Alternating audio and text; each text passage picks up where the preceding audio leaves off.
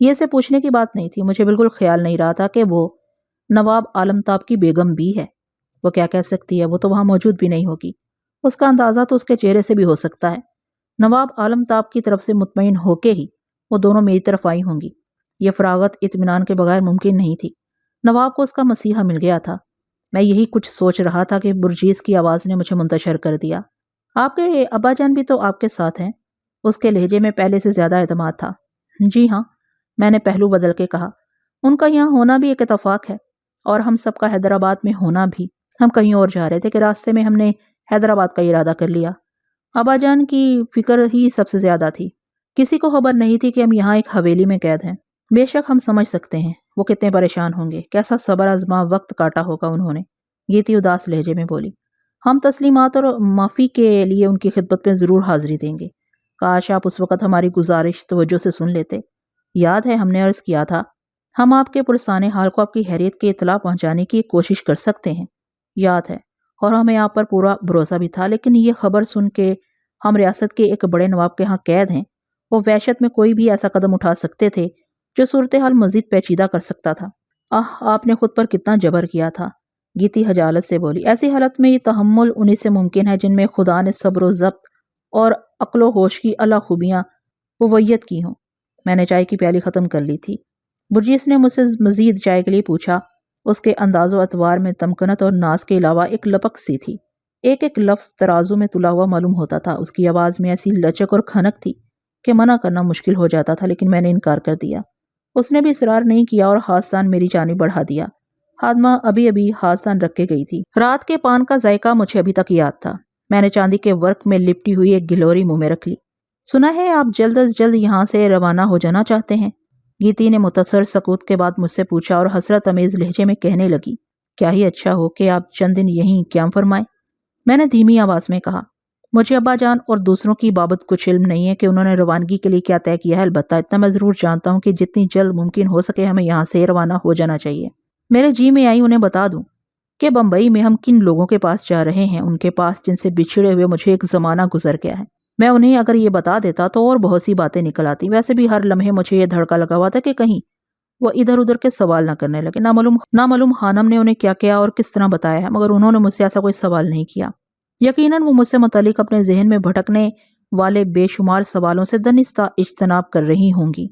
ان کے اطمینان میں ایک خوف بھی نمایاں تھا کہ کہیں ان سے کوئی بھول نہ ہو جائے اور میری دل شکنی میرے لیے الجھن کا سبب نہ بن جائے۔ خانم کے سکون کے لیے چند دن آپ کا یہاں قیام کرنا مناسب معلوم ہوتا ہے۔ اس عرصے میں وہ حویلی کے ماحول سے مانوس ہو جائیں گی۔ گیتی رک رک کے بولی، اور ہمارا بھی یہی جی چاہتا ہے۔ میں ابھی کچھ کہہ نہیں سکتا۔ اگر ابا جان نے ارادہ کر لیا تو ان کے ساتھ جانا پڑے گا۔ رات بڑے نواب صاحب بھی اسی خواہش کا اظہار کر رہے تھے۔ میں پھر آؤں گا اور جلدی آؤں گا۔ ہم ابا جان سے خود درخواست کریں گے، برجیس نے چٹکتی آواز میں کہا۔ ہمیں یقین ہے کہ وہ ہماری بات مسترد نہیں کریں گے، لیکن وہ بٹے ہوئے رہیں گے۔ جب تک انہیں جہاں جانا ہے ہو نہیں آئیں گے، ان کا دل بے چین رہے گا۔ ایسی کوئی بات ہے تو ہم ان سے اصرار نہیں کریں گے۔ یوں بھی آپ کی بات مناسب معلوم ہوتی ہے، گیتی مایوسی سے بولی۔ آپ کو منزل مقصود پر پہنچنے میں پہلے ہی بہت دیر ہو گئی ہے۔ دھوپ کچھ اور بڑھ گئی تھی، کمرہ خوب روشن ہو گیا تھا۔ میرا دل وہاں سے اٹھنے کو کہتا تھا تو دوسرا یوں ہی ان کے پاس بیٹھے رہنے کو، لیکن اتنی دیر سے وہ حویلی کے دوسرے مکینوں کی نظروں سے دور تھیں۔ یہ خیال آتے ہی میں نے دبے لہجے میں ان سے اجازت چاہی۔ انہوں نے مجھ سے تھوڑی دیر اور ٹھہرنے کے لیے اصرار کیا۔ میں بیٹھا رہا۔ وہ کنکھیوں سے مجھے دیکھا کی اور میں انہیں۔ وہ کچھ کہنا چاہتی تھی لیکن کہہ نہ سکی۔ میں بھی ان سے کچھ کہنا چاہتا تھا، مگر کیا، یہ ذہن میں کہیں گم ہو گیا تھا۔ دریچوں سے نرم نرم ہوا اندر آ رہی تھی، کبھی کوئی تیز جھونکا آتا تو کمرے میں ایسی گلاب کی خوشبو منتشر ہو جاتی۔ دور دروازے کے قریب ایک خادمہ بت کی طرح ساکت کھڑی تھی۔ برجیس کی تیز سانسیں اس کے چہرے سے صاف نمایاں تھی۔ اچانک اس کے نتنے اور ہونٹ پھڑکنے لگتے تھے۔ میری سمجھ میں کچھ اور نہیں آیا تو میں نے کہا، آپ کو دیر ہو رہی ہوگی، میں پھر کسی وقت آ جاؤں گا۔ ہم بھی یہی کہنے والے تھے، گیتی ہمکتی آواز میں بولی، اور ہمیں ابھی تک یہ شبہ ستا رہا ہے کہ ہمیں اثر نو سب کچھ دہرانا چاہیے۔ نہیں، مجھے اپنی زبان پر اختیار نہیں رہا تھا، سب کچھ میرے دل پہ نقش ہے، میں نے بکھری ہوئی آواز میں کہا، اور میں اسی وقت اٹھ گیا۔ ہم منتظر رہیں گے، برجیس مضطرب لہجے میں بولی۔ اب آپ کو یہ راستے یاد رہیں گے نا؟ گیتی نے اشتیاق سے کہا، ورنہ کسی بھی خادمہ سے کہہ دیجیے گا، ہم خود حاضر ہو جائیں گے۔ وہ دونوں بھی میرے ساتھ اٹھ گئی تھیں۔ برجیس نے سر سے ڈھلکتا ہوا دوپٹہ ٹھیک کیا اور لپکتے ہوئے لہجے میں بولی، آپ گلدستہ بھولے جا رہے ہیں۔ میں نے تیزی سے مڑ کے دیکھا۔ جو گلدستہ خادمہ بلائی منزل پر میرے لیے لائی تھی وہ میں यहाँ ले आया था साथ और गुलदस्ता कलीन से उठा लिया। वो दोनों मेरे पहलू बा पहलू चलती कमरे से बाहर आई। मेरे कदम बहक रहे थे। बाहर राहदरी में वो उस मुख्तसर फासले तक मेरे साथ रहीं जहाँ से बलाई मंजिल के लिए जीना जाता था।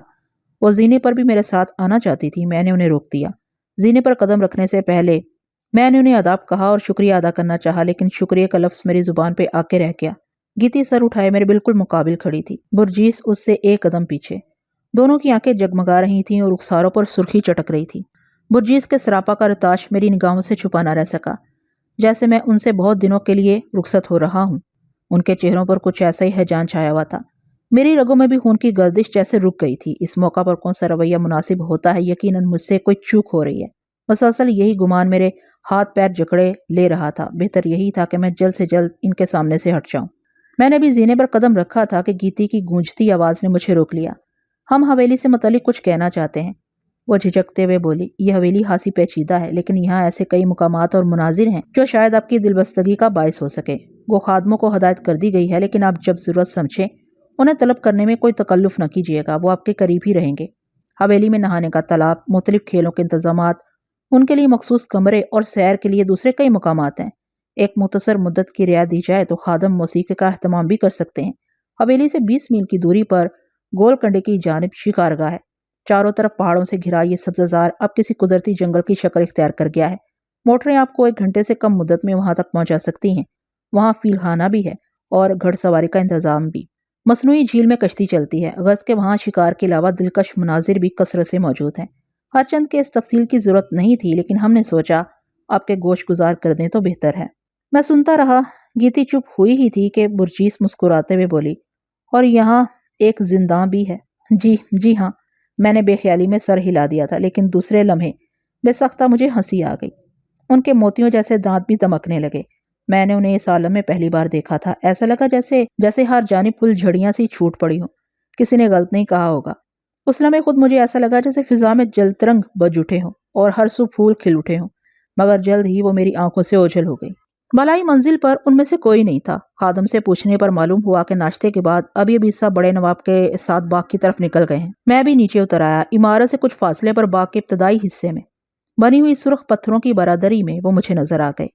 बारादरी के फर्श पर चांदनी बिछी हुई थी और गाँव तकिए लगे हुए थे। उनके सामने जाते हुए मेरे पैर अटक रहे थे। उन्होंने जरूर मेरी तलाश की होगी।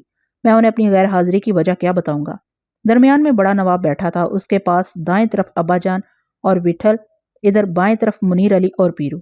हांसा भी वहीं बैठे हुए थे और 3-4 दूसरे आदमी शेरवानी में मलबूस। मैंने उन्हें पहले नहीं देखा था। जोरा और कांते वहां नहीं थे। चलते चलते मैं उनके इतने करीब पहुंच चुका था कि किसी और तरफ निकल भी नहीं सकता था। मैंने तय कर लिया था कि उन्होंने अगर कुछ पूछा तो साफ साफ बता दूंगा। मुझे देख के वो सब शगुफ्ता अंदाज में चौंक पड़े और बड़े नवाब ने बेख्तियाराना मेरी तरफ हाथ बढ़ा दिया। मैंने उसे अदाब किया और उसके पास ही जा बैठा। नवाब ने अपने उठे हुए हाथ से मुझे दबोच लिया और मेरी पेशानी चूम ली। मेरी सांस फूल रही थी, लेकिन किसी ने मुझसे कुछ नहीं पूछा। मेरा ख्याल था नवाब नाश्ते के बारे में जरूर पूछेगा, मगर मेरे बैठते ही वो बातों में मसरूफ हो गया। ज़ाहिर है उसे मालूम हो गया होगा कि मैंने इतना वक्त ज़नानखाने में गुजारा और वहां से नाश्ते के बगैर नहीं आया हूँगा। मैंने दजीदा नजरों से देखा। उसकी पेशानी पर कोई शिकन नहीं थी। सभी हशाश बशाश नजर आ रहे थे। विठल के सामने तश्त में बड़ी फर्शी ऊंचे नकश नीचे का हुक्का रखा हुआ था और स्टिक की नकरई मनाल उसके लबों से लगी हुई थी। वो इत्मीनान और तवज्जो से नवाब की बातें सुन रहे थे, जो रियासत की सरकारी इमारतों में इनफरादियत कायम रखने के बारे में कुछ बता रहा था। उन्हें देख के कोई भी नहीं कह सकता था कि नवाब से उनकी शनासाई का दूसरा दिन है। मैंने भी नवाब की बातें तवज्जो से सुनने की कोशिश की, लेकिन कुछ देर ही में मेरा जी घबराने लगा। आते ही उनके दरमियान से उठ जाना भी ठीक नहीं था। मैं अपने आप को बांधे बैठा रहा। बारादरी के मुकाबिल फवारा चल रहा था और सामने दूर तक नजर आने वाली नहर में शफाफ पानी रवां था। अगर हमारा रुख मगरिब की तरफ था तो ये नहर मशरक से चलती और बारादरी की चौकी के नीचे से गुजरती। हमारे सामने मगरब में कहीं दूर जाके मुड़ गई थी। नहर के दोनों इतराफ कोई 10-10 कदम बाद ऊंचे दरख्त लगे हुए थे और जगह जगह फूलों के छोटे छोटे टीले से बने हुए थे। बड़ा नवाब उन्हें हवेली के निहायत खूबसूरत मुकाम पर लाया था। बारादरी के नीचे मुतअद्दिद खादम सर झुकाए खड़े थे। मैं वहां से किसी बहाने उठने के लिए पर तोलता रहा। मेरी आंखों के सामने बार बार गीती और बुर्जीस के चेहरे आ जाते थे। देर हो गई तो मुझे वहशत सी होने लगी। अब एक ही सूरत थी कि मैं ऐसे ही اب ایک ہی صورت تھی اور میں ایسے ہی کسی موزوں وقت کا منتظر تھا۔ کسی خادم کو ہدایت دینے کے لیے نواب کی توجہ چند لمحوں کے لیے اس کی طرف مبذول ہوئی تھی کہ میں نے پیرو سے کانتے اور زورا کے متعلق پوچھا۔ اس نے بتایا کہ وہ ادھر ہی کہیں باغ میں ٹہل رہے ہوں گے۔ میں فوراً اٹھ گیا، ان کی طرف دیکھے بغیر نیچے اتر آیا۔ انہوں نے مجھے روکا بھی نہیں۔ باغ طول و عرض میں پھیلا ہوا تھا۔ کانتے اور زورا مجھے بہت دور جا کے ایک جگہ پرندہانوں کی طرف ملے۔ وہ بڑی بڑی جالیوں میں اچھلتی کودتی رنگ برنگی چڑیوں کو اتنے انہماک سے دیکھ رہے تھے کہ میری آہٹ کا احساس بھی نہیں ہوا، لیکن جیسے ہی مجھ پر ان کی نظر پڑی وہ بے قابو سے ہو گئے۔ کدھر چلا گیا تھا رے؟ کانتے شکایتی لہجے میں بولا۔ کم سے کم اپنے کو تو بول کے جانا چاہیے تھا۔ میں نے اسے بتایا کہ اس کا وقت ہی نہیں ملا اور مجھے یہ خیال نہیں تھا کہ اتنی دیر لگ جائے گی۔ کیا تمہیں نہیں معلوم تھا کہ میں کس طرف گیا ہوں؟ میں نے تجسس سے پوچھا۔ اب ان کو نوکر لوگ نے بولا تھا کہ تم ادھر نیچے کو گیا ہے، ابھی ادھر ہی بیٹھا ہے۔ زورا نے مجھے بتایا۔ اور اس نے کیا کہا تھا؟ میں نے بے چینی سے پوچھا۔ اور کچھ نہیں بولا، زورا نے تردد سے کہا۔ کیا بات ہے راجا، ابھی سب ٹھیک تو ہے؟ ہاں ہاں، میں نے جلدی سے سر ہلا کے کہا۔ اب ان سمجھ گیا تھا، ادھر خانم آپی نے تم کو مانگا ہوگا، ایسا ہی تھا نا؟ کیسا ہے وہ؟ نہیں، میں نے جھجکتے ہوئے کہا، میں ان کے پاس نہیں گیا تھا۔ پھر کدھر کو گیا تھا؟ کانتے مجھے گھورتے ہوئے بولا۔ میں نے توقف کیا اور سوچتا رہا کہ اسے کیا بتاؤں۔ میری خاموشی پر کانتے کی جستجو بڑھ گئی۔ کیا بات ہے لاڈلے؟ ایسی کوئی بات نہیں، میں نے منمناتے لہجے میں کہا۔ نیچے چھوٹے نواب کی بیگم نے شکریہ ادا کرنے بلایا تھا۔ اتنی سی بات ہے سالی، تو پھر تیرا رنگ کیوں اڑ رہا ہے؟ لگتا ہے ابھی چوری کر کے ادھر سے آیا ہے۔ کیسی بات کر رہے ہو؟ میں نے تلخی سے کہا۔ کانتے بھائی ابھی ایک دم ٹھیک بولتا ہے راجا، زورا دانت نکالتے ہوئے بولا۔ قسم سے اپن کو بھی ایسا ہی کچھ جان پڑتا ہے۔ مجھے ان کا یہ مذاق برا لگ رہا تھا۔ تم دونوں پاگل ہو گئے ہو، میں نے تنک کے کہا۔ بعد میں مجھے احساس ہوا کہ آخر اس تندی اور برہمی کی کیا ضرورت تھی۔ بس دیر لگ گئی۔ میں نے انہیں سمجھانے کی کوشش کی کہ وہاں چھوٹے نواب کی بیگم نے ناشتے وغیرہ کا اہتمام بھی کر دیا تھا۔ مگر تجھی کو کیوں بلایا تھا؟ کانتے مانی خیز لہجے میں بولا۔ مجھی کو؟ میری آواز سٹ پٹانے لگی۔ میں کیا کہہ سکتا ہوں؟ میں نے ترشی سے کہا۔ ابھی اپن سچ بولتا ہے، زورا دیدے مٹکاتے ہوئے بولا۔ اپن کو لگتا ہے تم کچھ چھپا رہا ہے۔ کیا چھپا رہا ہوں؟ اپنے کو یہ جانکاری ہوتی تو تجھ سے کیوں پوچھتے؟ تم نہ جانے کیا سمجھ رہے ہو۔ جانے دے جانی، کانتے مجھے دھکیلتا ہوا آگے بڑھ گیا۔ میں وضاحت کرنا چاہتا تھا، مگر کس بات کی وضاحت؟ میں اسے بتاتا بھی کیا؟ سو میں نے حجت کی بجائے خاموشی مناسب سمجھی اور ان کے ساتھ باغ میں گھومتا رہا۔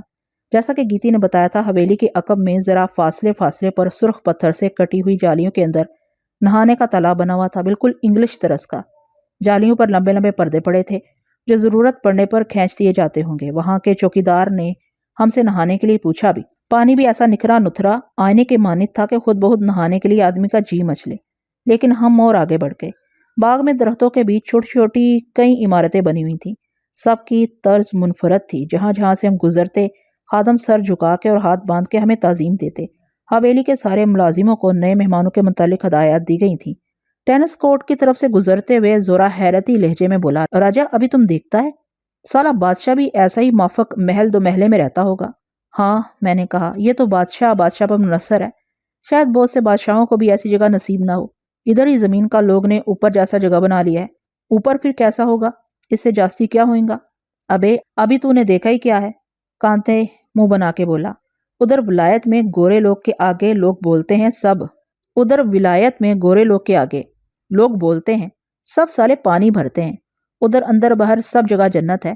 وہ یہی فضول باتیں کر رہے تھے کہ ایک جگہ زورا نے اشارہ کیا۔ ہمارے دائیں جانب کچھ دوری پر لوگوں کی بھیڑ لگی ہوئی تھی۔ یہ حویلی کا دوسرا دروازہ تھا جو ملازموں کی آمد و رفت کے لیے مخصوص ہوگا، کیونکہ اطراف میں بنے ہوئے مکانات ملازموں ہی کے ہو سکتے تھے۔ ہم قریب پہنچے تو ان کی تعداد، وضاقتہ اور موجودگی کے سبب کا اندازہ ہوا۔ ایک جانب میدان میں دری بچھی ہوئی تھی اور بہت سے بچے بڑے قرآن پاک کی تلاوت میں مصروف تھے۔ ایک طرف دیگیں چڑھی ہوئی تھیں اور دروازے کے قریب چوکیوں پر رکھے ہوئے ملبوسات کے سامنے قطار در قطار لوگ بیٹھے تھے۔ کسی سے پوچھنے کی ضرورت نہیں تھی۔ خانم کی آمد ہی کے سلسلے میں غربا اور مساکین کو لباس اور کھانا تقسیم کرنے کا اہتمام کیا گیا ہوگا۔ دروازہ کھلا ہوا تھا اور باہر سے باری باری اور بہت سے لوگ اندر آ رہے تھے اور ملازمین انہیں نظم و ضبط کی تلقین کر رہے تھے۔ تاہم شور مچا ہوا تھا اور لوگ اپنی باری جلد آنے کے لیے ایک دوسرے کو پیچھے دھکیلنے کی کوشش کر رہے تھے۔ ہماری آمد سے ملازمین میں کسی قدر افراتفری سی ہو گئی۔ ہم پر توجہ دینے کے لیے وہ اپنے کام سے غافل ہو گئے تھے، اس لیے ہم وہاں نہیں ٹھہرے۔ چلتے چلتے پیر دکھنے لگ گئے تھے۔ میں تو بس یوں ہی ان کا ساتھ دے رہا تھا۔ بارادری سے اٹھ کے مجھے کانتے اور زورا کی تلاش میں جانا ہی نہیں چاہیے تھا۔ میں اپنے کمرے میں جا کے دوسرے دروازے بند کر کے لیٹ جانا چاہتا تھا۔ برجیس اور گیتی کی باتیں میرے دماغ میں گونج رہی تھی، جیسے سب اثرنو سن رہا ہوں اور جیسے اب کچھ ان کے معنی منکشف ہو رہے ہیں۔ اس وقت تو میں نے کچھ سنا ہی نہیں تھا، سنا تھا تو اس کا مفہوم میری سمجھ میں نہیں آیا تھا۔ میں بار بار مفاہیم ترتیب دے دیتا اور سب کچھ جیسے کسی جھونکے سے منتشر ہو جاتا۔ کانتے ابھی اور آگے جانا چاہتا تھا۔ اس سے پہلے کہ میں دخل دیتا، زورا نے میری مدد کر دی۔ اس نے تھوڑی دیر سستانے کا ارادہ کیا۔ کانتے نے بھی کوئی اعتراض نہیں کیا، وہ بھی تھکا تھکا سا معلوم ہوتا تھا۔ میں اپنی طرف سے کچھ کہتا تو الٹی سیدھی باتیں شروع کر دیتا۔ مجھے اندیشہ تھا کہ دونوں دوبارہ بارادری کی طرف جانے کا ارادہ نہ کر لیں، لیکن وہ بالائی منزل پر آ گئے۔ یہاں ہماری شب بسری کا بندوبست کیا گیا تھا۔ یہ بھی مناسب نہیں تھا کہ انہیں چھوڑ کے میں سیدھا اپنے گھر کا رخ کر لیتا، چنانچہ مجھے ان کے ساتھ کانتے کے کمرے میں جانا پڑا۔ خادم وہاں موجود تھا۔ اس کے پوچھنے پر زورا نے اسے چائے لانے کی ہدایت کی۔ دوپہر ہو رہی تھی، کھانے کا وقت ہوا ہی چاہتا تھا، لیکن زورا کو بار بار چائے کی طلب ہونے لگتی تھی۔ پلنگ کے قریب ایک ابنوسی ڈبے میں سگریٹ رکھے تھے، ولایتی لائٹر بھی اسے پیوستہ تھا۔ کانتے نے بستر پر پھیل کے اور نوابوں کی طرح ٹانگ پر ٹانگ رکھ کے سگریٹ سلگائی اور گہرے گہرے کش لگانے لگا۔ پھر صرف 2-3 کشوں میں اس نے سگریٹ بجھا دی اور جیب سے بیڑی کا بنڈل نکال کر بیڑی پینے لگا۔ مجھے ان سے بہت سی باتیں پوچھنی تھی۔ انہیں شاید معلوم ہو کہ ابا جان اور وٹھل نے روانگی کے لیے کیا طے کیا ہے۔ نواب سے خانم کے بارے میں ان کی کوئی گفتگو ضرور ہوئی ہوگی۔ ادھر ابا جان کی حویلی میں ہمارے منتظر مارٹی، شامو، جمرو اور ٹنگو کو اطلاع دے دی گئی ہے کہ ہم ابھی یہیں رہیں گے، یا انہیں بھی یہیں بلا لیا گیا ہے۔ ہو سکتا ہے کانتے اور زورا کو بڑے نواب سے نواب عالمتاب کے بارے میں کوئی سن گن ملی ہو۔ میں ان سے کچھ نہیں پوچھا، جانے کیوں مجھے اندیشہ تھا کہ کانتے تلخ ہو جائے گا۔ ان کے چہروں سے بظاہر بے دلی یا بے آرامی ظاہر نہیں ہو رہی تھی، لیکن اندر کا کیا معلوم، نہ جانے اندر کتنا دھواں بھرا ہو۔ میرے ٹوکنے پر انہیں کوئی بھی تاثر مل سکتا تھا کہ شاید میں پہلے کی طرح یہاں سے جانے کے لیے بہت مضطرب ہوں، یا میں یہ رائے ظاہر کرتا کہ کیا حرج ہے اگر وہ چند دن اور ٹھہر جائیں۔ دونوں صورتوں میں طرح طرح کی باتیں ان کے ذہن میں گھر کر سکتی تھی۔ نہ مجھ میں وہ سب کچھ دہرانے کی ہمت تھی، نہ مجھے اچھا لگ رہا تھا۔ میں انہیں کہاں تک بتاتا کہ گیتی اور برجیس نے کیسی کیسی التجائیں کی ہیں، ایسی التجائیں کہ اب نہ رکنا بد دماغی ہوگی۔ انہوں نے ان دونوں کو نہیں دیکھا تھا کہ وہ کیسی پھولوں کی طرح نرم و نازک ہیں، بالکل پریوں کے مانند۔ وہ تو شیشے کی بنی ہوئی لگتی ہیں، ذرا سی ٹھیس سے ٹوٹنے کا ڈر لگے۔ وہ خود گیتی اور برجیس کے سامنے ہوتے تو یہی کہتے، غرض میں نے اپنی زبان بند ہی رکھی۔ گیتی اور برجیس نے وہ سب کچھ میرے اعتماد میں کہا تھا، صرف مجھ سے۔ مجھے وہ خود تک ہی محدود رکھنا چاہیے تھا۔ تھوڑی دیر میں خادم چائے لے کر آیا تھا، میں نے بھی پی۔ وہ خاموش نہیں بیٹھ سکتے تھے۔ زورا اڈے کی باتیں کرنے لگا کہ ادھر حیدرآباد میں اڈا گیری ایسی مشکل بات نہیں ہے، ورنہ آقا جیسا آدمی اوپر نہ آتا۔ آقا میں بل کمتی نہیں تھا، بس سالہ کھوپڑی کا الٹا تھا۔ کانتے بولا، نظر کا بھی تھوڑا گرا ہوا تھا۔ 1-2 پھیروں میں ہی سونگ لینا چاہیے تھا کہ سامنے کون ہے۔ استاد تو جان کے سالے کو گھمائی دیتا رہا۔ ادھر لوگ بھی کم نہیں تھے، استاد کو ان کو بھی تو کچھ بولنا تھا۔ زورا نے بے اختیار سینے پر ہاتھ رکھ لیا اور بلکتے لہجے میں بولا، قسم سے کانتے بھائی، ابھی اپن کا جی کرتا ہے پوری عمر بس استاد کے چرن میں کاٹ دے۔ وہ کانتے سے التجا کرنے لگا کہ اگر وہ سفارش کر دے تو شاید وٹھل اسے اپنے ساتھ رکھنے پر تیار ہو جائے۔ کانتے نے وعدہ کیا کہ وہ موقع دے کر وٹھل سے بات کرے گا۔ اڈے کی باتیں کرتے کرتے بھورے دادا کا ذکر آ گیا۔ زورا کہنے لگا، اپن کو شک لگتا ہے کہ بھورے دادا سے اس عمر میں اڈا اٹھایا جا سکے گا، مگر کانتے کا خیال زیادہ درست معلوم ہوتا تھا کہ اب بہت دنوں تک اڈے پر تبدیلی نہیں آئے گی، کوئی آقا نمودار نہیں ہوگا، اور اس عرصے میں بھورے دادا اڈے کے لیے مناسب آدمی تیار کر لے گا۔ کالے دادا کے ذکر پر دونوں ہنسنے لگے۔ زورا نے اس کے حیدرآبادی لہجے اور کولہے مٹکانے کی نقل اتارنے کی ناکام کوشش کی۔ میں نے بھی اسی خیال سے درمیان میں کئی مرتبہ دخل دیا کہ کہیں میری خاموشی انہیں مقدر نہ کر دے اور وہ دوبارہ مجھ سے کوئی تکرار نہ کرنے لگے۔ ہمیں آئے زیادہ وقت نہ گزرا ہوگا کہ دوپہر کے کھانے پر ہماری طلبی ہو گئی۔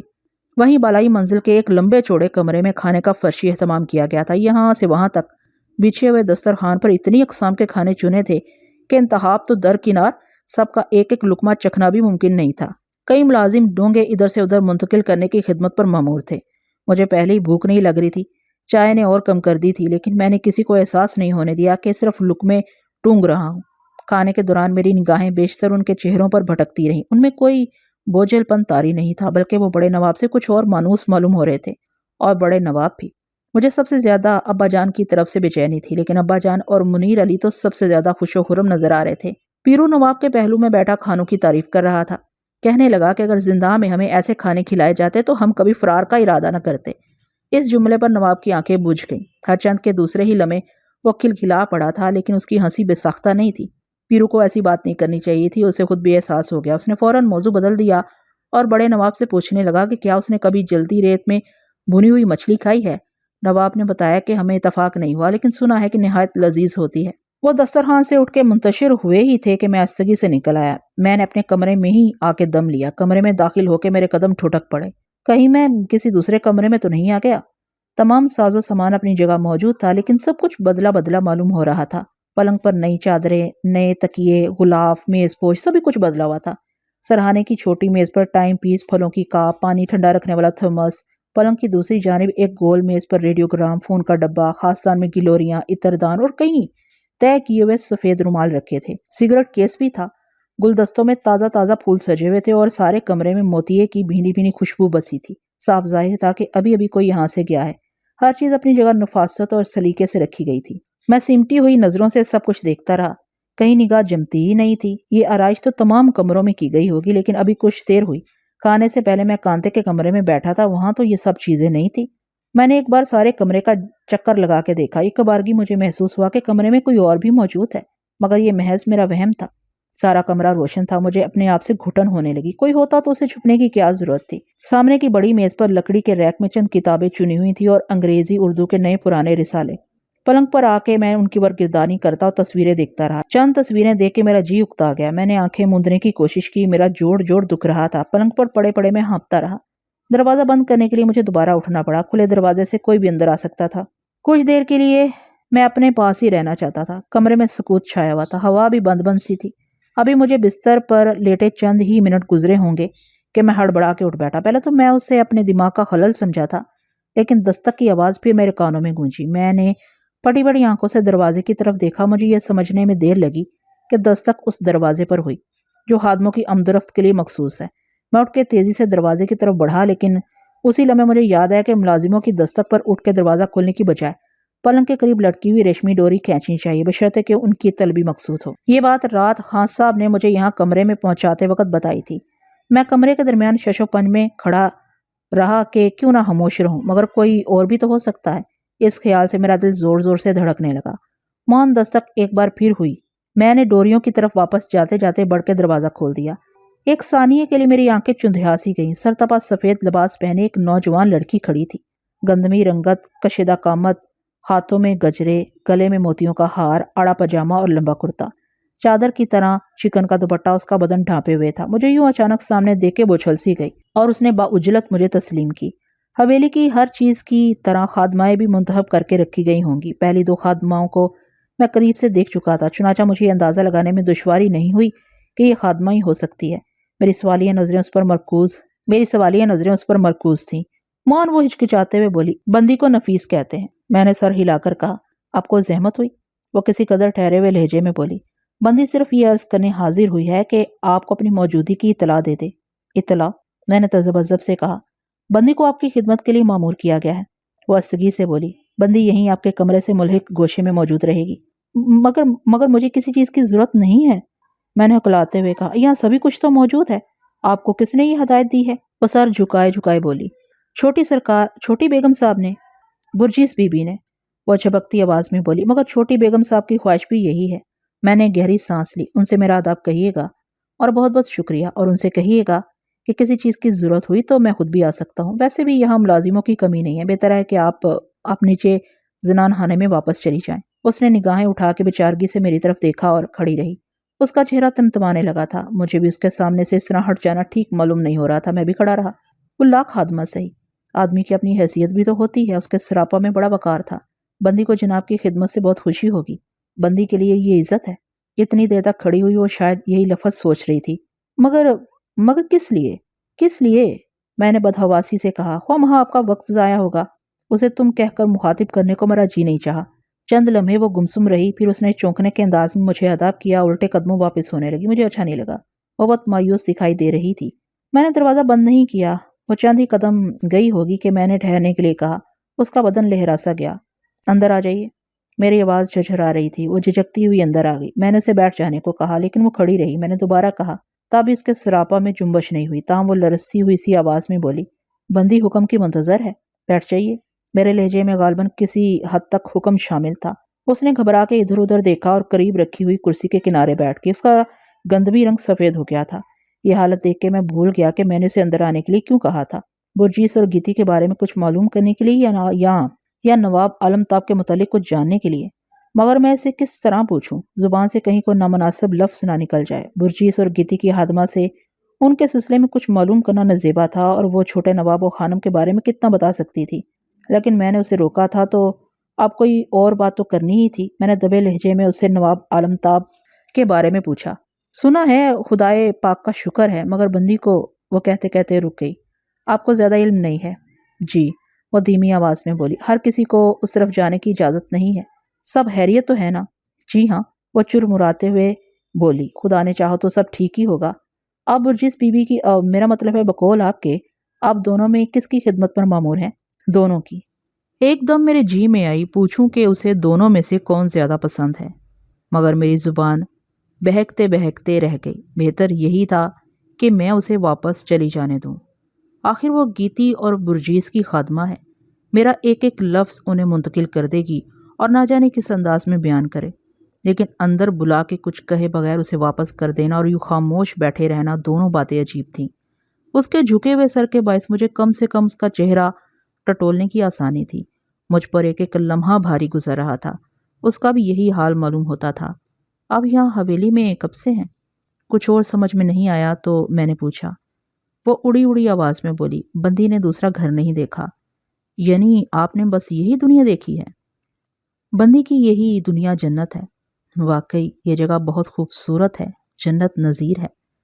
بندی کا خیال ہے کہ مناظر اور عمارتوں سے زیادہ جنت کی دلکشی کا باعث اس کے نیک مکی ہوں گے۔ وہ زیر لبی سے بولی، بے شک یقیناً۔ میں نے تعجب سے کہا، مگر تعجب کی کیا بات تھی؟ گیتی اور برجیس کی خادمہ کا لب و لہجہ بھی کم و بیش انہی جیسا ہونا چاہیے تھا۔ کبھی میں نے سنا تھا کہ ملازم اپنے آقاؤں سے پہچانے جاتے ہیں، گو یہی بات آقاؤں پر بھی تو صادق آتی ہوگی۔ معلوم ہوتا تھا کہ وہ گیتی اور برجیس کی کچھ زیادہ ہی مقرب تھی۔ انہوں نے اپنی خاصی خادمہ کو بھیجا بھی ہوگا۔ اس کا جواب سن کے میری جستجو بڑھ گئی، لیکن مجھے اس کے سامنے بے سوچے سمجھے زبان نہیں کھلنی چاہیے تھی۔ میں سوچتا ہی رہ گیا۔ ذہن میں نہ جانے کتنے سوال گردش کر رہے تھے، لیکن کوئی موضوع نہیں لگتا تھا۔ شاید میں اسے ایسے ہی جانے کی اجازت دے دیتا، کیونکہ خاموشی نہایت ناروا تھی، لیکن موہن میرے ذہن میں آیا کہ اسے کمرے میں بلانے کے جواز کے طور پر کیوں نہ اسے کوئی فرمائش کروں۔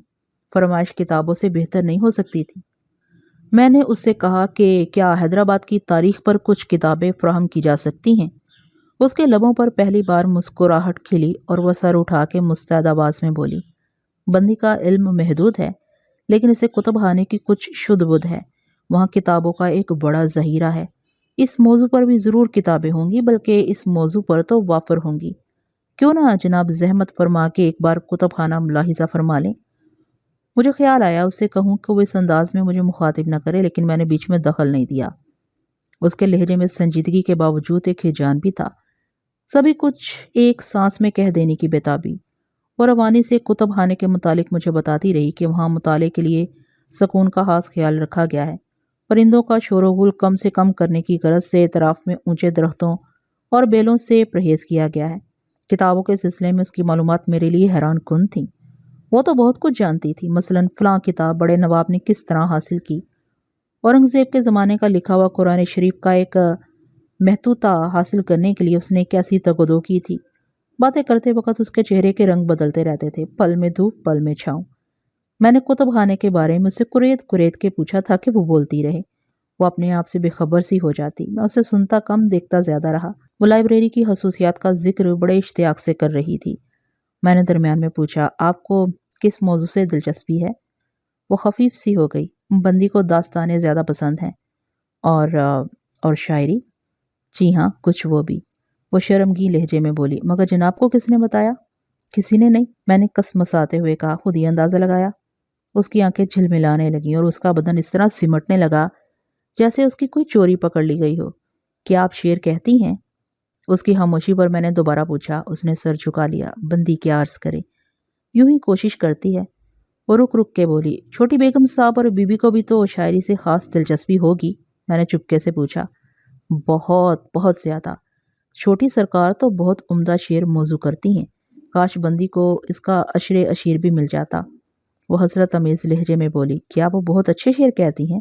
بندی کس منہ سے تعریف کرے کہ خدا نے انہیں کیسا نوازا ہے، لیکن سب حویلی تک محدود رہتا ہے، چند قریبی لوگوں تک، خصوصاً بی بی سرکار کے سوا وہ کسی کو بھی نہیں سناتی۔ اور بی بی؟ میں نے استگی سے پوچھا۔ بی بی سرکار شعر نہیں کہتی، لیکن بلا کی سخن فہم ہے، ایسی کہ کبھی کبھی تو شک گزرتا ہے ضرور کچھ چھپاتی ہیں، لیکن یہ تو سب بیتی ہوئی باتیں ہیں۔ اچانک اس کی آواز پر غبار چھا گیا، کہنے لگی کہ ایک زمانہ تھا کہ ہر وقت یہی چرچے، یہی مشاغل رہتے تھے۔ اب کیا بات ہے؟ میں نے بے چینی سے پوچھا۔ اب تو سب کچھ اجڑ گیا ہے۔ جب سے چھوٹے سرکار نے، اس کی آواز بھر آ گئی۔ اس سے پہلے کہ اس کی آنکھوں میں امڑتے ہوئے آنسو چھلک پڑتے، میں نے بات کاٹ کے کہا، ہاں ہاں مجھے معلوم ہے۔ بہت دنوں کے بعد جناب کے آنے سے حویلی میں کئی پرانے دنوں کی جھلک نظر آئی ہے۔ ایسا معلوم ہوتا ہے کہ اب ہواؤں کا رخ بدل گیا ہے۔ جناب کے قدم بڑے مبارک ہیں، اب سب ٹھیک ہو جائے گا۔ میں نے اسے تسلی دی۔ بندی کو یقین ہے، وہ یاس بھرے لہجے میں بولی، آپ کو اس حویلی سے بہت محبت ہے۔ یہ حویلی بہت سے لوگوں کا سایہ ہے، بے شک یہاں آ کے یہی معلوم ہوتا ہے، میں نے بدبداتے ہوئے کہا۔ وہ پھر کہیں کھوسی گئی۔ چھوٹے نواب کے ذکر ہی نے اسے منتشر کیا تھا، ورنہ وہ کتنی دلچسپ اور دلنشیں باتیں کر رہی تھی۔ میں سوچ رہا تھا کہ کسی طرح اس کی دلجوئی کروں اور موضوع بدل دوں۔ مجھے گم دیکھ کر چند لمحوں کے بعد وہ خود ہی بولی، کیا جناب کچھ نوش فرمانا پسند کریں گے؟ نہیں، میں نے بے خیالی میں کہا، میں آرام کرنا چاہتا ہوں۔ اوہ، وہ ندامت سے بولی۔ بندی یقیناً مخل ہوئی۔ نہیں، بلکہ آپ کے آنے سے آرام ہی ملا۔ سر میں کچھ درد محسوس ہو رہا تھا، نیند بھی نہیں آ رہی تھی۔ میں نے اس کا دل رکھنے کے لیے یوں ہی کہہ دیا، اب کچھ افاقہ ہے؟ وہ گھبرائے ہوئے لہجے میں بولی، بڑی حد تک۔ اجازت ہو تو بندی مالش کر دے۔ مجھے اپنے کانوں پر یقین نہیں آیا۔ میں نے اضطرابی نظروں سے اس کی طرف دیکھا، مگر اس کے چہرے پر اطمینان چھایا ہوا تھا۔ جناب کی خدمت بندی کے لیے عزت ہے، وہ دھیمی آواز میں بولی۔ مگر آپ؟ بندی کو جناب کے آرام کے لیے بھیجا کیا ہے؟ جی ہاں، میری آواز گھٹ رہی تھی۔ جناب کو ضرور سکون ملے گا۔ جی، میں نے بدحواسی سے کہا، مگر مجھے عادت نہیں ہے۔ اس نے دوبارہ نہیں کہا، لیکن میرے جواب سے اسے مایوسی ضرور ہوئی تھی، اس لیے اس نے اجازت طلب کی اور اپنی نشست سے اٹھ کھڑی ہوئی۔ اس کی اجازت طلبی پر میں نے جلدی سے سر ہلا دیا تھا، پھر میں اسے دیکھتا اور پکارتا ہی رہ گیا۔ ایک لحظے میں اس نے سر جھکا کے مجھے آداب کیا، دوسرے لمحے وہ کمرے میں نہیں تھی۔ اس کے جانے سے کمرہ خالی خالی ہو گیا تھا۔ میں دیر تک مسحری کے پانتی بے حس و حرکت بیٹھا رہا، دروازہ تکتا رہا۔ وہ جاتے جاتے دروازہ آہستگی سے بند کر گئی تھی۔ دیواری گھڑی کی ٹک ٹک نے کمرے میں اور سناٹا کر رکھا تھا۔ اس سے تو میں نے سردرد کا بہانہ کیا تھا، لیکن اب واقعی میرا سر چکرا رہا تھا۔ گھڑی نے 4 بجائے تو مجھے وقت کا اندازہ ہوا۔ نہ جانے کتنی بار مجھے دروازے پر دستک کا شبہ ہوا تھا، لیکن وہ دوبارہ نہیں آئی۔ اب شاید وہ کبھی نہ آئے۔ وہ میرے بارے میں کوئی اچھا تاثر لے کر نہیں گئی ہوگی۔ مجھے بات کرنا ہی کہاں آتا ہے؟ ذرا سی بات پر مجھے یہ کیا ہو جاتا ہے؟ آخر مجھے اس کی بات ماننے میں تعمل کیوں تھا؟ اس نے خود ہی تو پیشکش کی تھی۔ چند لمحوں کے لیے صحیح، مجھے اجازت دے دینی چاہیے تھی۔ کیسے دلکش اور دلنشیں انداز سے باتیں کر رہی تھی، اتنا ہی اس کے سر دبانے کے انداز میں نفاست اور دلکشی ہوگی۔ اس کے نرم ریشم جیسے ہاتھ میں نے اچھی طرح دیکھے تھے، لمبی لمبی انگلیاں، ہتھیلی اور پوروں پر مہندی لگی ہوئی۔ اس طرح اتنی دیر میں وہ مجھ سے اور مانوس ہو سکتی تھی اور مجھے بہت سی باتیں بتا سکتی تھی، جنہیں جاننے کی جستجو مجھ میں کم نہیں تھی۔ اور پھر اسے تو انہوں نے ہی بھیجا تھا جن کا کوئی لحاظ مجھے مانے ہو سکتا تھا۔ میں نے کتنی مرتبہ ارادہ کیا خادموں کو بلانے کی ڈوری کھینچ کے دیکھوں کہ وہ پھر آتی ہے یا نہیں۔ اگر وہ اب کے آ گئی تو میں اپنے آپ کو مجتمع رکھوں گا، لیکن میں نے ڈوری نہیں کھینچی، بس بستر پر پڑا اپنے آپ کو نوچتا کھسوٹتا رہا۔ کیا جب کہ اس مرتبہ وہ خود آ جائیں یا ان میں سے کوئی ایک؟ میں نے ان کی بھیجی ہوئی خادمہ کی پذیرائی نہیں کی ہے، لہٰذا وہ خود آ سکتی ہیں۔ ان کی آمد کے تصور ہی سے میرا دل دھڑکنے لگا۔ میں نے بستر سے اٹھ کے کمرے کا عام دروازہ دیکھا کہ کہیں ایسا نہ ہو ایک طرف وہ اندرونی دروازے سے داخل ہوں، دوسری طرف کانتے اور زورا وغیرہ میں سے کوئی آ جائے۔ عام دروازہ بند ہی تھا۔ سورج غروب ہونے کی وجہ سے کمرے میں روشنی بتدریج کم ہو رہی تھی۔ میں نے ایک بار یوں ہی سارے کمرے کا چکر لگایا اور کھڑکی سے باہر جھانک کے دیکھا۔ اطراف میں سکوت چھایا ہوا تھا۔ پھر میں بستر ہی پر آ گیا، کوئی نہیں آیا۔ میں نے خود کو سنبھالنے کی کوشش کی، آخر یہ سب کیا ہے؟ مجھے کاہے کی بے کلی ہے؟ جانے کب تک میں خود سے باتیں کرتا رہا اور جانے کس وقت میری آنکھ لگ گئی۔ دوبارہ دستک کی آواز پر میری آنکھ کھلی اور میں لیٹے لیٹے اچھل گیا۔ کمرے میں گہرا اندھیرا طاری تھا۔ میری نظریں سیدھی اندرونی دروازے پر گئیں۔ اندھیرے کی وجہ سے دروازہ بالکل نظر نہیں آ رہا تھا، لیکن کان بھی تو سمتیں دیکھتے ہیں۔ اس طرف کی بجائے کوئی شخص عام دروازہ کھٹکھٹا رہا تھا۔ جی میں آئی کہ جوں کا تو پڑا رہوں، زورا اور کانتے میں سے کوئی ہوگا، خود ہی واپس چلے جائیں گے۔ مگر پھر میں نے اٹھ کے دروازے کی چٹخنی گرا دی۔ کانتے تھا۔ سو رہا تھا کیا؟ وہ دروازے پر کھڑے کھڑے بولا۔ ہاں، میں نے آنکھیں مسلتے ہوئے کہا، نیند آ گئی تھی۔ تو پھر سو ہی جا، میں چلتا ہوں۔ وہ جانے لگا۔ میں نے اس کا بازو پکڑ کر روک لیا۔ بیٹھو نا، کوئی خاص بات ہے کیا؟ کچھ نہیں لاڈلے، دوپہر کھانے کے بعد سے دکھائی نہیں پڑا تھا، سوچا جا کے پوچھتا کر لوں۔ کیا وقت ہوا ہے اب؟ 8 بج رہے ہوں گے رے۔ 8؟ میں نے حیرت سے کہا، ننی آ رہی ہے تو تھوڑی سی اور کھینچ لے، سالی کب کی رکی ہوئی ہوگی۔ میں نے اسے اندر کھینچ لیا اور دیوار ٹٹول کے روشنی کی اجالا ہوتے ہی وہ سیٹیاں بجانے لگا۔ لاڈلے لاڈلے، وہ سرسراتی آواز میں بولا، یہ تیرا ہی ٹھکانہ ہے کیا؟ ہاں کیوں؟ ادھر تو نقشہ ہی دوسرا لگتا ہے۔ کیسا نقشہ؟ ریڈیو، باجا اور وہ دیدے نکال کر بولا، ادھر تو سالی دنیا ہی بدلی پڑی ہے۔ ہاں، میں نے سرسری انداز میں کہا، تمہارے کمرے میں ادھر نہیں ہے کیا؟ تو نے دیکھا نہیں کیا؟ میں ادھر کب گیا ہوں؟ دوپہر کے کھانے سے پہلے تو کدھر بیٹھا تھا؟ او، میں تو بھول ہی گیا، میں نے خجالت سے کہا۔ کیا ہو گیا رے تجھے؟ کیا ہو گیا رے تجھ کو؟ کچھ نہیں، کچھ بھی نہیں۔ اتفاق کی بات ہے کہ مجھے یہ کمرہ مل گیا، کسی نے انتخاب تو نہیں کیا تھا، پر سویرے ادھر یہ سارا مال پانی نہیں تھا۔ تجھ کو پتا نہیں کہ سویرے ہم لوگ ادھر جھانک کے گئے تھے جب تو نیچے گیا تھا؟ مگر میں کیا کہہ سکتا ہوں، میں نے تندی سے کہا۔ چکر کیا ہے لاڈلے؟ کاہے کا چکر؟ کاٹ کھانے کو کیوں دوڑتا ہے؟ قسم سے اپنے کو تیرا رنگ ہی بدلا لگتا ہے، وہ تیکھے لہجے میں بولا اور میری تھوڑی اٹھا کے آنکھوں میں جھانکنے لگا۔ میں نے اس سے نگاہیں ملانے کی کوشش کی لیکن ناکام رہا۔ وہ ہنکاری بھرتا ہوا بولا، ایک بات بولے لاڈلے؟ کیا ہے؟ اچھے لوگ جان پڑتے ہیں۔ کون لوگ؟ میں نے تنک کے کہا، یہی حویلی کے لوگ باغ۔ تم کیا کہنا چاہتے ہو؟ اپنے کو کچھ نہیں بولنا پر لاڈلے، وہ کچھ کہتے کہتے رک گیا، اس کا چہرہ بھاری ہو گیا تھا۔ کیا بات ہے؟ کچھ نہیں جانی، جا کے منہ ہاتھ دھو لے۔ نہیں، بتاؤ تم کیا کہہ رہے تھے؟ وہ آنا کانی کرنے لگا۔ مجھے معلوم تھا کہ میری ضد سے وہ اڑ جائے گا، لیکن مجھے بے چینی رہی۔ اس کے کہنے پر میں نے غسلخانے جا کے جلدی جلدی منہ ہاتھ دھویا اور کنگھی کی۔ کانتے نے ہاستان سے پان نکال کر ایک بیڑا مجھے کھلایا، خود کھایا اور مسحری کے سرہانے نصب شیشے میں اپنا چہرہ دیکھتا ہوا باہر آ گیا۔ باہر ہلکی ہلکی ہوا چل رہی تھی، حویلی میں دور و نزدیک روشنیاں جل رہی تھیں۔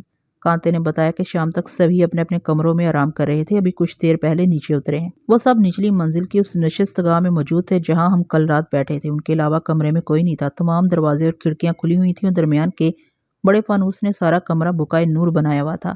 مجھے دیکھتے ہی وٹھل نے پاس بلا لیا اور میری گردن پکڑ کے کئی جھٹکے دیے۔ میری چیخ نکلتے نکلتے رہ گئی۔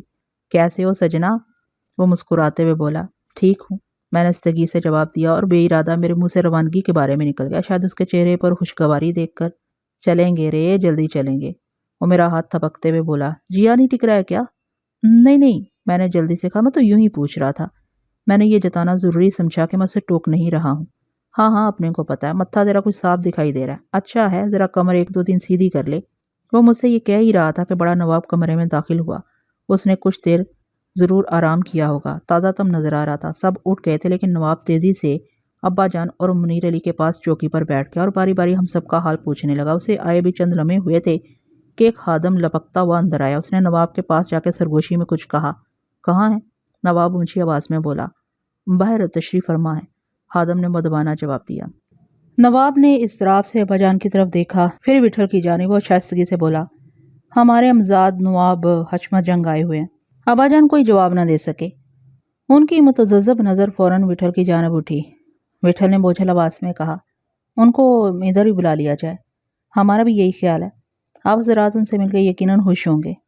نواب تمتماتے لہجے میں بولا، وہ ایک نفیس آدمی ہے، انہوں نے فون پر آپ صاحبان سے ملنے کی خواہش بھی ظاہر کی تھی، ہم بھی ان کو دیکھنا چاہتے تھے۔ اگر نواب کے لہجے میں کوئی معنی خیزی نہیں تھی تو وٹھل کی آواز بھی آلودگی سے صاف تھی۔ آپ انہیں جانتے ہیں؟ تھوڑا بہت، وٹھل نے سر ہلاتے ہوئے کہا۔ رات آپ بھی ان کے بارے میں کچھ بول رہے تھے؟ جی ہاں، وہی، نواب خوش دلی سے بولا اور چوکی سے اٹھ گیا۔ ان سے ہمارے کئی رشتے ہیں، بلکہ یہ کہا جائے تو زیادہ مناسب ہوگا کہ وہ اسی گھر کے ایک فرد ہے۔ نواب کے منع کرنے کے باوجود ابا جان اور منیر علی بھی اس کے ساتھ اٹھ گئے۔ میں، پیرو، وٹھل، زورا اور کانتے بھی کھڑے ہو گئے۔ ابا جان و زورا کو یہاں دیکھ کے نواب حشمت جنگ کا کیا حال ہو سکتا ہے، آنے والے لمحوں کا تصور میری طرح سبھی کے لیے ہیجان انگیز ہوگا۔ میں نے ابا جان و زورا کے چہرے دیکھنے چاہے، لیکن وہ دونوں آگے بڑھ چکے تھے۔ خادم پہلے ہی باہر چلا گیا تھا، بڑا نواب ابھی اندر ہی تھا۔ موہن دروازے پر درمیانے قد، گہرے سرخ رنگ کا ترکی ٹوپی اور سلیٹی شیروانی پہنے ایک بھاری بھرکم شخص اندر داخل ہوا۔ وہ نواب حشمت جنگ ہی ہوگا، اتنا بھاری بھی نہیں تھا کہ اسے موٹا کہا جائے۔ دروازے ہی سے اس نے سب کو آداب کیا۔ بڑے نواب نے ہمارے بارے میں کچھ کہنا چاہا، مگر دوسرے ہی لمحے جیسے سب کچھ غتر بود ہو گیا۔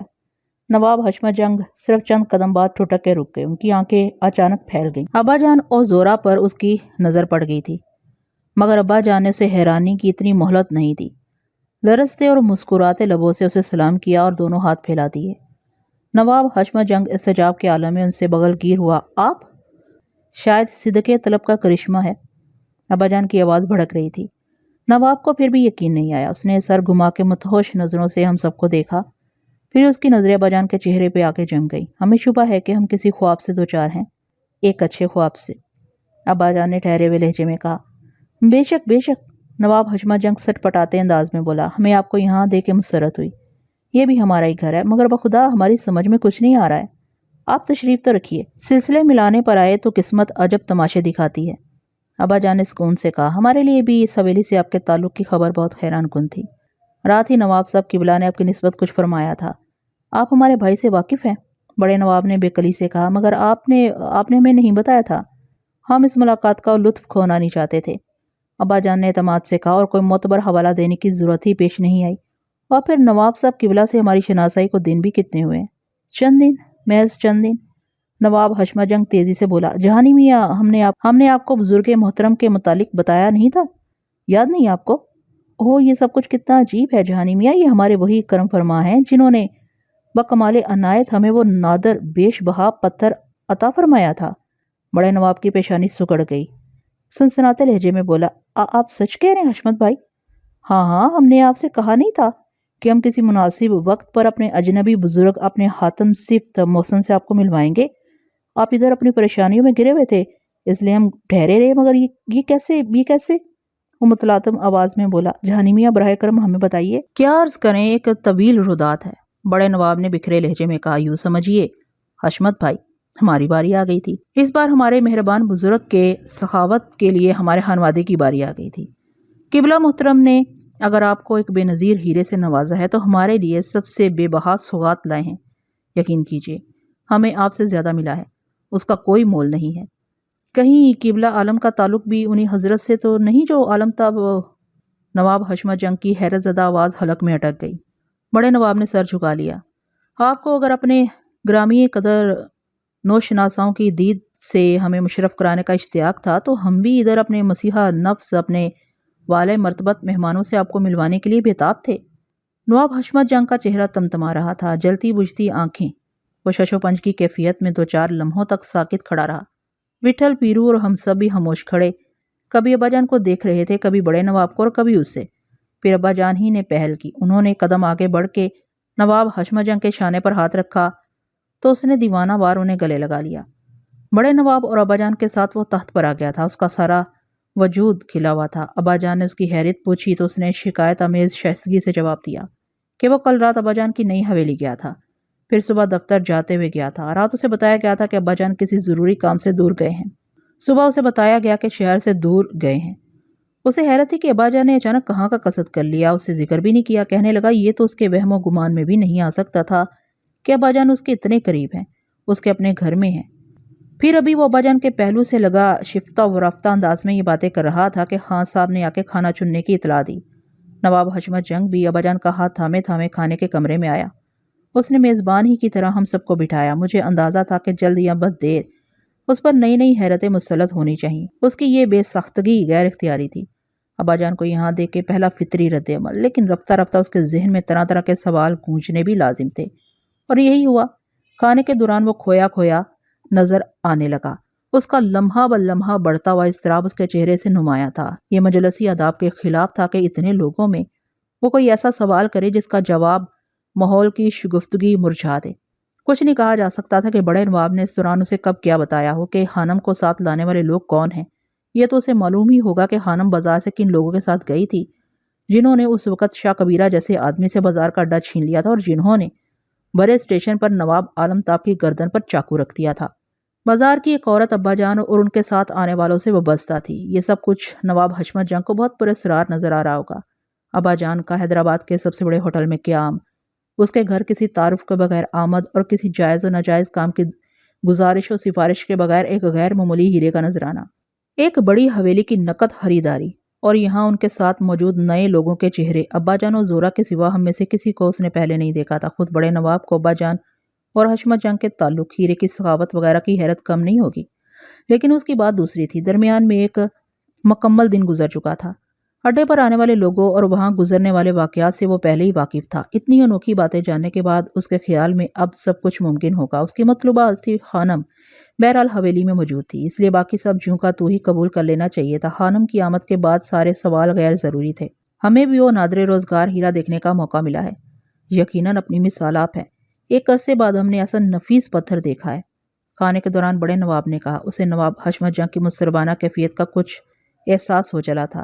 حشمت جنگ چند لمحے پہلے گمسم سا ہو گیا تھا۔ یہ بات اسے ٹوکنے کے مترادف تھی۔ نواب حشمت جنگ سنبھل گیا اور مچلتے لہجے میں بولا، روز بروز ہم پر اس کی قدر و قیمت منکشف ہو رہی ہے۔ ہم سے رہنا گیا تھا، سو سب سے پہلے اسے لے کے ہم اپنے بھائی جہانی میاں ہی کے پاس آئے تھے۔ یہ اسے دیکھ کے دنگ رہ گئے تھے۔ پوچھنے لگے، حشمت بھائی سچ بتائیے کہاں سے دستیاب ہوا؟ ہم نے کہا، بس ایک صحیح دے گیا، سمجھو آسمان سے بھیجا گیا ہے۔ دروازے پر سائل ہی آتے رہے ہیں، اب ایک صحیح آیا تھا۔ انہیں یقین نہیں آیا کہ کسی کو بھی نہیں آتا۔ ادھر ہم نے ریاست کے ایک جوہر شناس کو دکھایا تھا، دیر تک زاویے بدل بدل کے نظارہ کرتا رہا۔ پوچھا کس سے ملا؟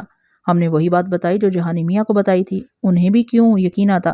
چنانچہ ان کی تسلی کے لیے ہمیں بات بنانی پڑی کہ ہمارے خاندان کے قدیم مربی ایک بزرگ زمانے بعد ریاست تشریف لائے تھے۔ انہوں نے ہمارے جد سے اپنی کسی وابستگی کے اظہار میں عذرائے لطف و عنایت ہمیں عطا فرمایا ہے۔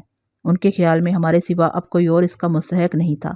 نواب حشمت جنگ نے پشیمانی کے انداز میں بجان سے کہا، ہم یہی کچھ کہہ سکتے تھے مگر انہیں دکھانا ہی غلط ہوا۔ پھر جانے ریاست کے کس صاحب ذوق نے ہم سے فرمائش کی۔ بات کنگ کوٹھی تک بھی پہنچ گئی۔ اتفاق سے ان دنوں مہاراجہ بنسی دھر بھی میسور سے آئے ہوئے ہیں۔ ان کے بارے میں مشہور ہے کہ والیان ریاست کو چھوڑ کے اگر کسی کے پاس نادر ترین ہیروں کا ذخیرہ ہے تو مہاراجہ بنسی دھر کے پاس۔ کیوں جہانی میاں؟ جی ہاں، ہیروں سے مہاراجہ کے شوق کی تو عجب عجب داستانیں مشہور ہیں۔ بڑے نواب نے متجسس لہجے میں حشمت جنگ کی تائید کی اور اباجان کو بتایا کہ بس اسے کسی اچھے ہیرے کی بھنک ملنی چاہیے۔ مہاراج کو اس وقت تک چین نہیں آتا جب تک اسے دیکھ نہ لے، اور دیکھنے کے بعد اگر کہیں اسے پسند آ جائے تو سمجھیے مہاراجہ کی نیندیں حرام ہو گئیں۔ اس مرتبہ بھی کچھ یہی ہوا۔ نواب حشمت جنگ دمکتی آواز میں بولا، مہاراجہ نہایت ذوق و شوق کے عالم میں آئے تھے۔ ہم نے ہیرا سامنے رکھ دیا۔ نہ پوچھئے کیا حال ہوا، سچ پوچھئے تو اس وقت ہمیں اس کی اصلی قدر و قیمت کا اندازہ ہوا۔ مہاراجہ کی خیرہ آنکھیں اور ان کے چہرے پر آتے جاتے رنگ دیکھ کے ہیروں کی تھوڑی بہت پہچان ہمیں بھی ہے، لیکن مہاراجہ کا تو مشغلہ یہی ہے۔ اس معاملے میں ان کی نگاہ مستند ہے۔ مہاراجہ نے بے تابانہ وہی سوال کیا۔ ہمارے جواب سے مطمئن نہیں ہوئے، جھجکتے ہوئے کہنے لگے، آپ کا کچھ اور خیال تو نہیں ہے؟ ہم نے عرض کیا، جناب والا یہ ایک تحفہ ہے۔ خاموش ہو گئے۔ کچھ توقف کے بعد بولے، کون ایسا دھنی تھا جس نے آپ کو یہ انمول چیز بھیٹ کی ہے؟ ہمیں بتائیے، شاید ہم بھی جانتے ہوں۔ آپ کے والد گرامی کے بیشتر اعزاء و احباب سے ہمیں نیاز حاصل ہے۔ ہم نے جواب دیا، ایک زمانے بعد وہ ریاست تشریف لائے۔ والد محترم کے حوالے کے بغیر ہمارے لیے بھی وہ اجنبی ہی تھے۔ ان کا تعلق ریاست سے نہیں، شمالی ہندوستان سے ہے۔ مہاراجہ سے اور لطف لینے کے لیے ہم نے کہا، گمان ہے ان کے پاس اور بھی نادر پتھر ہوں گے۔ سر ہلانے لگے اور فرمایا، کیا ان سے ہماری ملاقات ممکن ہے؟ جواب میں ہمارے تامل اور تذبذب سے وہ اور بے قرار ہو گئے۔ بولے برے صغیر اور کسی حد تک یورپ میں بھی شاید ہیروں کا کوئی بڑا پارک رہ گیا ہو جس سے ہم واقف نہ ہوں۔ مہاراجہ غلط نہیں کہہ رہے تھے۔ ہم نے عرض کیا، ہم اپنے بزرگ کو ملاقات کی خواہش ضرور منتقل کر دیں گے۔ ہر چند کے وہ ایک گوشہ نشین شخص ہیں، انہیں حیدرآباد سے جانے کی بھی جلدی ہے۔ اگر قیام طویل ہوا تو اب، ورنہ دوبارہ واپسی پر انشاءاللہ۔ فرمایا، ہم اسے عزت افزائی سمجھیں گے۔ گویا آپ نے مہاراجہ کی آتش شوق اور بھڑکا دی ہے۔ بڑے نواب نے مسکراتے ہوئے کہا، ان کی حالت دیدنی تھی۔ بعد میں احساس بھی ہوا کہ ہمیں صاف منع کر دینا چاہیے تھا، ہم کوئی بھی عذر کر دیتے۔ مہاراجہ کی حالت بیچارگی کی سی تھی، اور بخدا حویلی کی کسی اور چیز میں وہ ایسی رغبت ظاہر کرتے تو ہم ان کی نظر کر دیتے۔ ہم تو گھبرانے لگے تھے کہ مہاراجہ ہم سے زیادہ تفصیلات نہ پوچھنے لگے۔ ہم انہیں کیا بتا پائیں گے، کیونکہ اس سے زیادہ ہم خود کتنا جانتے ہیں، ہم ان سے کیا عرض کریں گے۔ ابھی تو خود ہم پر ایک طلسم حیرت طاری ہے۔ ہم اپنے اس بزرگ کی اس نوازش کی ہزار تشریحیں کرتے ہیں اور اس نتیجے پر پہنچتے ہیں کہ یہ ضرور ہماری کوئی آزمائش ہے۔ ہم اس بے کراں بے پناہ شفقت و محبت کے متحمل بھی ہو سکیں گے کہ نہیں؟ نواب حشمت جنگ کے لہجے میں معذرت اور تشکر کے علاوہ تشویش بھی شامل تھی۔ وہ بڑے نواب سے پوچھنے لگا، جہانی میاں آپ ہی بتائیے، اگر مہاراجہ واقعی ادھر ادھر کے سوال کرنے لگتے قبلہ عالم سے، اس کا اشارہ اباجان کی طرف تھا، کوئی بات کیے بغیر، کچھ جانے بغیر، ہم واضح طور پر کیا کہہ سکتے تھے؟ مہاراجہ ہمارے گھر تشریف لائے تھے، ان سے قدیم روابط کا تقاضا تھا کہ ہم اسی طرح کچھ عرض کریں، اور کم و بیش یہی کچھ تھا۔ آئندہ کبھی ضرور مہاراجہ سے نیاز حاصل کریں گے، ابا جان نے تیزی سے کہا۔ ان کے ہونٹوں پر پھیکی پھیکی مسکراہٹ پھیلی ہوئی تھی۔ ہمیں جلدی واپس جانا چاہیے۔ قبلہ نواب صاحب کا اصرار تھا، انکار مشکل ہو گیا، انشاءاللہ جلد واپسی ہوگی۔ ہمیں یقین ہے کہ کل صبح مہاراجہ کا کوئی قاصد آئے گا یا ٹیلی فون، وہ خود بھی تشریف لا سکتے ہیں۔ نواب حشمت جنگ نے کسی قدر الجھے ہوئے انداز میں کہا۔ سرے دست تو ہماری طرف سے معذرت ہی چالیجیے، ابا جان اٹکتی آواز میں بولے۔